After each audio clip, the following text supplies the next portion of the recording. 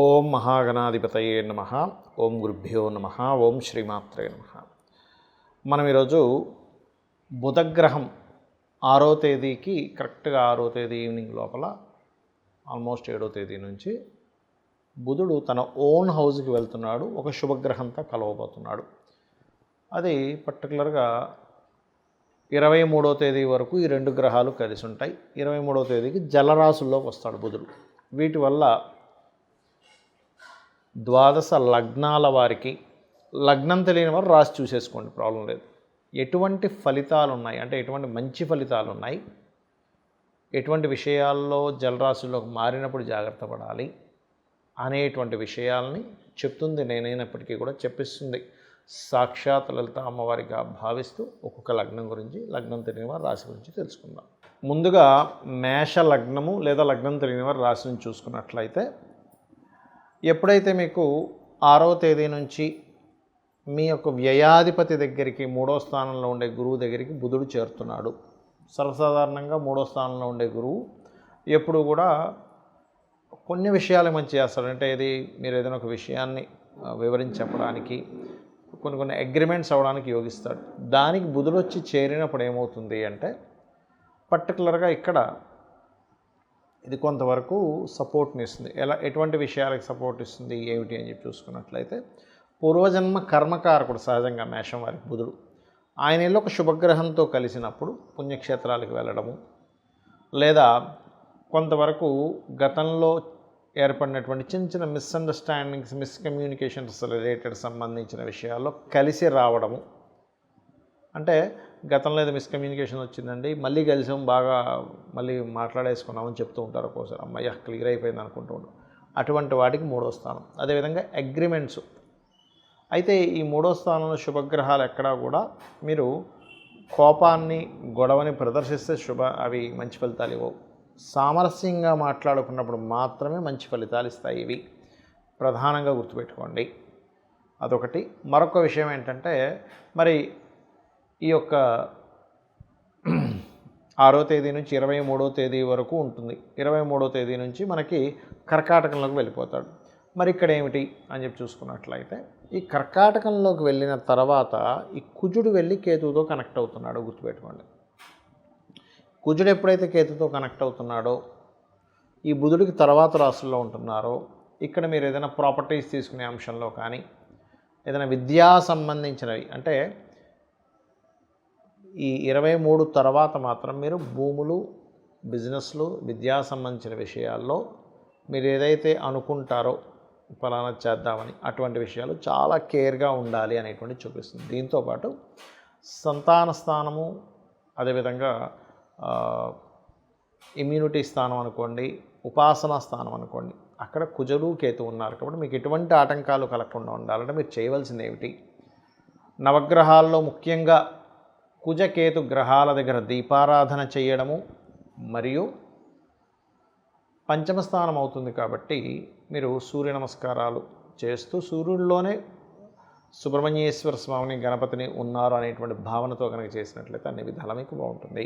మనం చెప్పుకుంటున్నటువంటి ఏదైతే ఈ బుధగ్రహానికి సంబంధించిన విషయం ఏదైతే ఉందో, ఇది ప్రధానంగా ఎవరి మీద ఎఫెక్ట్ ఉంటుంది అంటే విద్యార్థులు. గుర్తుపెట్టుకోండి, విద్యార్థులు బుధగ్రహానికి సూచనగా తీసుకుంటాం. మాస్టర్స్ గురుగ్రహానికి సూచనగా తీసుకుంటాం. సో ఈ బుధుడు గురువు కలయిక వల్ల ఏమిటి అంటే, ఒకటి ప్రపంచవ్యాప్తంగా, దేశవ్యాప్తంగా తీసుకుంటే ఈ రెండు గ్రహాలు ఎప్పుడైతే 6వ తేదీ నుంచి 23వ తేదీ వరకు కలిసి ఉంటున్నాయో, షేర్ మార్కెట్కి ఒక మంచిది, మార్కెటింగ్ రంగాల్లో ఉండేటువంటి వారికి మంచిది. మీరు ఏదైనా ఒక వార్తని స్ప్రెడ్ చేసేటప్పుడు, లేదా మనం చూడండి ఒక్కోసారి ఫలానా డిజిటల్ మార్కెటింగ్ రిలేటెడ్ సంబంధించిన వాటిల్లోని షేర్ మార్కెటింగ్లో ఫలానా దాని మీద ఇన్వెస్ట్మెంట్ చేస్తున్నాము, మీకు గనక మీ జన్మజాతకంలో మంచి టైం నడుస్తుంది. ఎప్పుడు కూడా మన పర్సనల్ చార్ట్లో ఎటువంటి ఫలితాలు వస్తున్నాయి, దానికి గోచారంలో ఏ గ్రహాల యొక్క కలయిక ఏర్పడుతుంది, ఈ రెండు కనెక్ట్ అవుతుంటాయి. గుర్తుపెట్టుకోండి ఎప్పుడు కూడా. అలా ఎటువంటి కనెక్టివిటీ ఏర్పడుతుంది, ఎటువంటి గోచారం వస్తుందని పర్టికులర్గా చూసుకోవాలి. గుర్తుపెట్టుకోండి. అలా వాటికి చాలా మంచిది ఇది. మరియు అగ్రిమెంట్స్, కాంట్రాక్ట్స్, కొత్తగా ఏదైనా ప్రారంభించడానికి, ముఖ్యంగా బిజినెస్ రిలేటెడ్, అందులో ముఖ్యంగా మార్కెటింగ్ రిలేటెడ్ ఇట్లాంటి వాటికి ఈ కాంబినేషన్ చాలా మంచిది. అయితే ఈ కాంబినేషన్ ఉంది కదండి, ఈ రోజుల్లో ఎప్పుడైనా చేసుకోవచ్చు అంటే కాదు. మీరు పర్టికులర్గా ఏదైనా ఒక ముహూర్తం పెట్టుకున్నప్పుడు గుర్తుపెట్టుకోండి, ఏదైనా ఒక ముహూర్తాన్ని పెట్టుకున్నప్పుడు ఆ ముహూర్త సంబంధంగా కలిసి రావడము అనేటువంటిది ఉంటుంది. అయితే ఇందులో చాలామంది అంటారు, ఏమండి ఇప్పుడంతా జ్యేష్ఠ మాసం అని, లేకపోతే తర్వాత ఆషాఢ మాసం అని, తర్వాత ఉండేటువంటి మాసాలు ఏవైతే ఉంటాయో మనకు ఒకసారి కలిసి రాదు కదా, అప్పుడు ఏం చేయాలి అంటే, శాస్త్రంలో అభిజిత్ ముహూర్తం అని ఉంటుంది, అభిజిత్ లగ్నము అని ఉంటుంది. 11:30 నుంచి 12 ఆ ప్రాంతాల్లో ఉంటుంది. 12:30 కొన్ని ఒక్కొక్కసారి ఒక్కో సమయంలో ఉంటుంది. ఎప్పుడైనా ఒక ముహూర్తం పెట్టుకునేటప్పుడు దుర్ముహూర్తం లేకుండా చూసుకోండి. దుర్ముహూర్తము అదేవిధంగా వర్జ్యం లేకుండా చూసుకోవాలి. వర్జ్యం అనేటువంటిది ఉండకూడదు. చాలామంది తెలియక కేవలం రాహుకాలం చూసుకుంటారు. రాహుకాలం తమిళనాడు సైడ్ వాళ్ళది, మనం పాటించడంలో తప్పేం లేదు, కానీ అది వాళ్ళకి పనికి వస్తుంది. గుళిక కాలం, రాహుకాలాలు. అదేవిధంగా మీ జన్మజాతకంలో కనుక బుధుడు మంచి స్థితిలో ఉండి బుధగ్రహం యొక్క మహాదశలు నడిచేటువంటి వారికి కూడా ఈ బుధ గురువుల యొక్క కాంబినేషన్ మంచి ఫలితాలు ఇస్తుంది. అందులో ఎటువంటి సంశయం లేదు, గుర్తుపెట్టుకోండి. అలాగే మరింత మంచి ఫలితాలు రావాలి ఈ బుధగ్రహ సంబంధించినటువంటి విషయంలో, గురుగ్రహ సంబంధించిన విషయంలో అని చెప్పి చూసుకున్నట్లయితే, మీకు దగ్గరలో ఏదైనా ఆలయం ఉన్నట్లయితే ఆలయం దగ్గరికి వెళ్ళి బుధగ్రహానికి గురుగ్రహానికి మధ్యలో అటు ఇటు 2 గ్రహాలు ఉన్నాయి, గుర్తుపెట్టుకోండి. ఎప్పుడు కూడా ఒక గ్రహం ఫలితం ఇవ్వాలంటే అటు ఇటు ఉండే పాపగ్రహాలు ఉంటే వాటికి రెమెడీ చేసుకోవాలి. అంటే కుజుడు, కేతువు, రవికి రెమెడీ చేసుకున్నట్లయితే 100% బాగుంటుంది, అందులో ఎటువంటి సందేహం లేదు, గుర్తుపెట్టుకోండి. అలాగే మరొక విషయం, గోవులకి క్యారెట్స్, గ్రాసము మరియు గోధుమ రవ్వ తినిపించడం ద్వారా ఆటంకములు ఏర్పడము, అనవసరమైన గొడవలు పడ్డము, ఇటువంటి వాటి నుంచి మీరు బయటపడతారు. ఇది దేశకాల పరిస్థితుల్లో ఒక రకంగా చెప్పాలంటే మనం గతంలో ఒక 3 నెలల క్రితమే చెప్పుకున్నాం, కొన్ని విభజనలకు దారితీస్తుంది అని. కేతు సింహంలోకి రావడం అనేటువంటిది ఖచ్చితంగా, కేతు ఎప్పుడైతే మనకి 7వ తేదీ వస్తున్నాడో అది రాబోయే ముందే విభజనలకు దారితీస్తుంది. ఖచ్చితంగా కొన్ని పార్టీలు చీలుతాయి. అయితే కొంతమంది అనుకుంటున్నారు కొన్ని పార్టీలు వెళ్ళి ఇంకో పార్టీలో కలుస్తాయని. కలవడం మాత్రం ఎట్టి పరిస్థితులు ఎక్కడా జరగదు ఈ విభజన కార్యక్రమాలలో ఉన్నప్పుడు.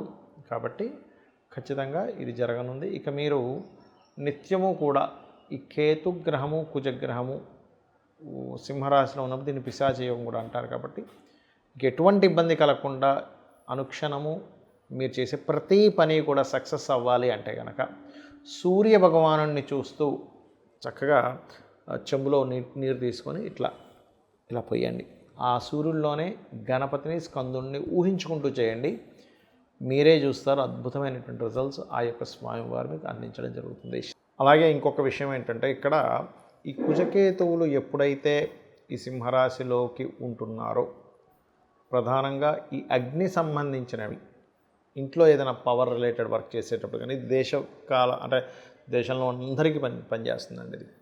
ఈ పవర్ వర్క్ చేసేది, లేదా స్త్రీలు ఈ స్టవ్ దగ్గర వంట వండేటువంటి సమయంలోని ప్రధానంగా జాగ్రత్తగా ఉండాలి. ఇందులో మరొక విషయం ఏంటంటే, మనకి స్లీపర్ సెల్స్తోని దేశం మీద కొంత ఇబ్బంది ఉంది. కాబట్టి ఈ స్లీపర్ సెల్స్ రిలేటెడ్ సంబంధించినటువంటి విషయాలలో, లేదా ఏదైనా ముఖ్యంగా ఈ 2 నెలలు కలిసి ఉంటాయి కుజకేతువులు ముఖ్యంగా కలిసి ఉన్నందుకు, ఏదైనా పుణ్యక్షేత్రాలకి, పుణ్యతీర్థాలకి, ఆలయాలకి రద్దీ ఎక్కువగా ఉండేటువంటి ప్రదేశాల్లో కూడా కాస్త జాగ్రత్తగా ఉండండి. బికాజ్ ఆఫ్ ఈ కుజకేతువులు కలవబోతున్నారు ఇంకా నెక్స్ట్. సో చాలా కేర్గా ఉండాలి. ఒక 2 నెలల పాటు కలిసి ఉంటారు. మరియు ఎక్కడికైనా మీరు బయలుదేరేటప్పుడు గణపతిని, స్కందుడిని తలుచుకు బయలుదేరండి. అప్పుడు ఇటువంటి విషయాల్లోనే మీరు బయటికి వెళ్ళి ఇబ్బంది పడకుండా ఉంటారు. శ్రీమాత్రే నమః.